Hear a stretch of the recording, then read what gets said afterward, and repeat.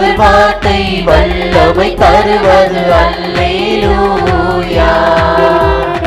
ஆண்டவர் வார்த்தை வாழ்வு தருவது அல்லேலூயா. ஆண்டவர் வார்த்தை வல்லமை தருவது அல்லேலூயா. ஆண்டவர் வார்த்தை வாழ்வு தருவது அல்லேலூயா. செவிகள் திறக்கட்டும், வார்த்தை வளம் பெற இதயம் திறக்கட்டும், பண்பு வலுப்பெறும், உண்மை உணர்வுகள் வாழ்வில் புலரட்டும், நிறைவாய் வாழ்ந்திடுவோம். ஆண்டவர் வார்த்தை வல்லமை தருவது அல்லேலூயா. ஆண்டவர் வார்த்தை வாழ்வு தருவது அல்லேலூயா. லூக்கா எழுதிய நற்செய்தியிலிருந்து வாசகம். அதிகாரம் 12, இறை வார்த்தைகள் 13 முதல் 21 வரை. அக்காலத்தில் கூட்டத்தில் இருந்து ஒருவர் இயேசுவிடம், போதகரே, சொத்தை என்னோடு பங்கிட்டுக் கொள்ளுமாறு என் சகோதரருக்கு சொல்லும் என்றார்.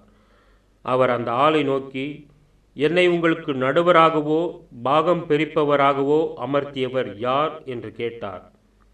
பின்பு அவர் அவர்களை நோக்கி, எவ்வகை பேராசைக்கும் இடம் கொடாதவாறு எச்சரிக்கையாய் இருங்கள். மிகுதியான உடைமைகளை கொண்டிருப்பதால் ஒருவருக்கு வாழ்வு வந்துவிடாது என்றார். அவர்களுக்கு அவர் ஓர் உவமையை சொன்னார்.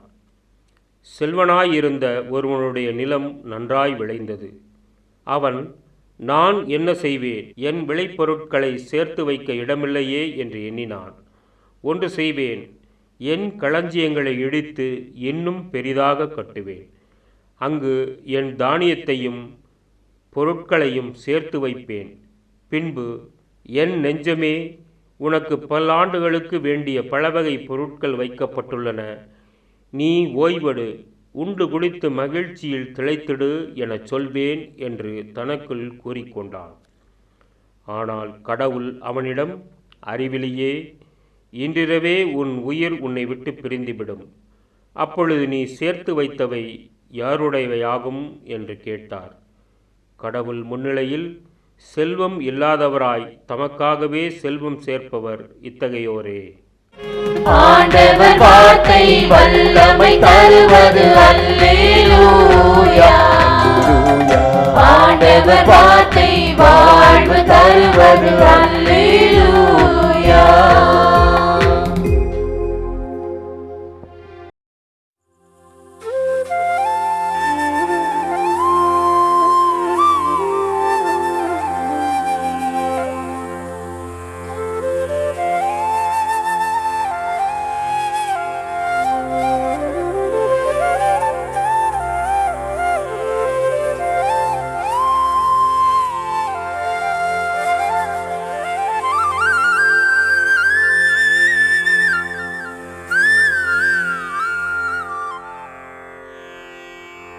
தந்தை, மகன், தூய ஆவியின் பெயராலே ஆமென்.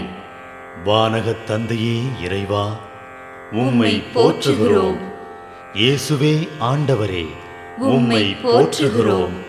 தூய ஆவியானவரே, உம்மை போற்றுகிறோம்.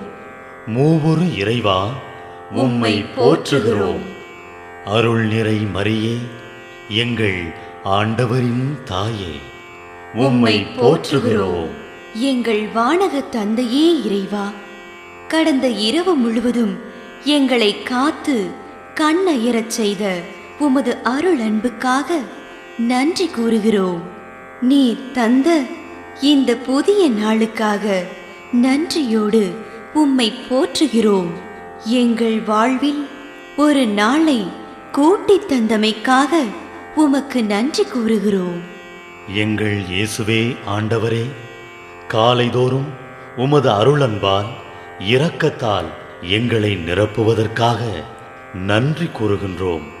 இந்த நாளில் நீர் எங்கள் மீட்பராகவும் ஆண்டவராகவும் நல்ல ஆயனாகவும் இருந்தருளுமாறு உம்மை வேண்டுகிறோம். இயேசுவே, இன்று எங்களோடு தங்கும். எங்களை எமது விருப்பப்படியன்று உமது திருவுளப்படியே வழி நடத்தும். எங்கள் தொழிலை, முயற்சிகளை, உழைப்பை, படிப்பை, வேலைகளை ஆசீர்வதியும். தூய ஆவியானவரே, எங்கள் வழித்துணையாளரே, இன்று முழுவதும் எங்கள் ஞானமாய், ஆற்றலாய், சக்தியாய் இருந்தருளும். தீமைகளை வெல்ல இந்நாளில் எங்களுக்கு மன உறுதியை தாரும். எங்களை சந்திப்பவருக்கு அமைதியை, அன்பை, ஆறுதலை கொடுக்கும்படியாக எங்கள் உள்ளங்களையும் இல்லங்களையும் உமது தெய்வீக அமைதியால், அன்பால் நிரப்பியருளும். மூவொரு இறைவா, இந்த நாளையும் எங்களையும், எங்கள் எண்ணங்களையும், செயல்பாடுகளையும், பயணங்களையும் ஆசீர்வதியும். நாங்கள் சந்திக்கும் மனிதர்கள், எங்கள் குடும்பத்தார், உற்றார் உறவினர், எங்கள் நண்பர்கள் மற்றும் எல்லோருக்கும் துணையாயிருந்தருளும். மேலும் உடல் நலம் குன்றியோர், துயருறுவோர், கைவிடப்பட்டோர், தனிமையில் வாடுவோர், எளியோர், படிக்கும் மாணாக்கர்கள், ஆசிரிய பெருமக்கள், அரசு அலுவலர்கள், நாட்டு தலைவர்கள், விவசாயிகள், கடலில் பணிபுரிவோர், பிற தொழில் செய்வோர், துறவிகள், பங்கு தந்தையர், எங்கள் மறைமாவட்ட ஆயர், ஏனைய ஆயர்கள், திருத்தந்தை ஆகிய அனைவரையும் இக்காலை பொழுதில் உம் திருப்பாதம் ஒப்படைக்கின்றோம். அனைவரையும் ஆசீர்வதித்து பாதுகாத்து வழிநடத்தியருளும். அம்மா மரியே, எங்கள் ஆண்டவரின் தாயே, உம் கருணை மிகு அருட்பார்வை எனும் அடைக்கல கோட்டைக்குள்ளே இன்று முழுவதும் எங்கள் ஒவ்வொருவரையும் அரவணைத்து எந்த சூழ்நிலையிலும் உம்மையும் உம் திருமகன் இயேசுவையும் விட்டு பிரியாதபடி எங்களை பாதுகாத்து வழிநடத்தி அருளும்.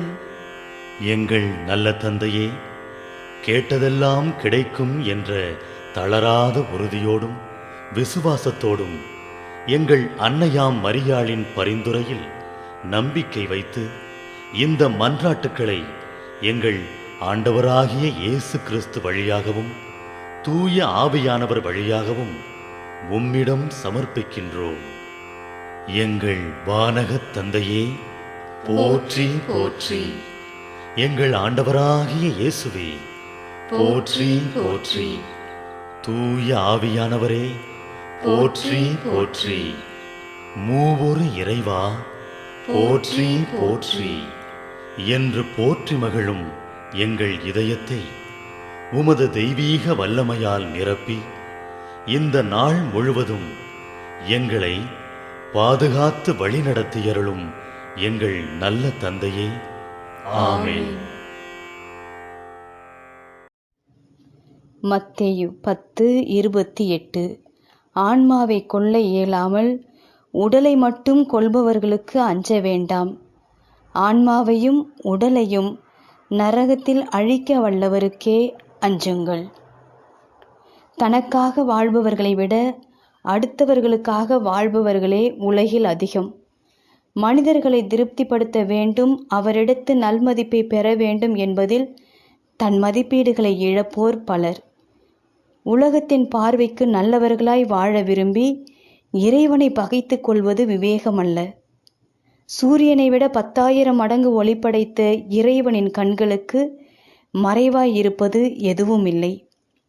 கடவுள் பயம் பாவத்தை விலக்கும், ஆன்மாவை காத்து கொள்ளும். கடவுள் பயம் என்பது அவர் தண்டிப்பார் என நினைப்பது அல்ல, அவர் அன்பிலிருந்து பிரிந்து போய்விடக்கூடாது என நினைப்பது.